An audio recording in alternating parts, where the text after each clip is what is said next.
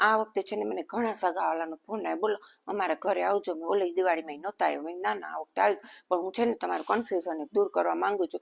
કેમ કે હું તમારા ઘરે આવું તો કદાચ ચા ની હું ના પાડું ને તો તમારે કેસર પિસ્તાળું દૂધ લઈ આવું, અને કેસર પિસ્તાળું દૂધની કદાચ હું ના પાડું ને તો તમે આઈસ્ક્રીમ લઈ. પણ આઈસ્ક્રીમ છે ને ચોકલેટ ને સ્ટ્રોબેરી અને કસાટા ભાવે છે, એટલે એ ખાલી તમને કન્ફ્યુઝન ન થાય એટલે કહી દઉં છું.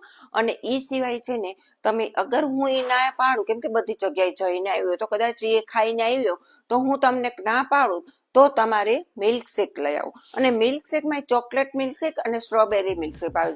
આમ તો મને કાંઈ એવું જોઈએ જ નહીં, પણ આ તો કન્ફ્યુઝન ન થાય એટલે હું તમને કહી દઉં.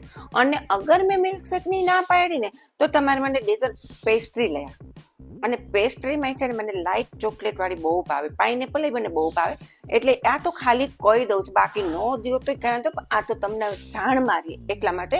અને હા, નાસ્તો તો તમે જે દિવાળીનો બનાવ્યો ને બધો જ મને બધો ટેસ્ટ કરીશ, કેમ કે ટેસ્ટ તો કરવો જોઈએ ને, તમે આટલી મહેનતથી બનાવ્યું હોય એટલે બધો ટેસ્ટ કરીશ.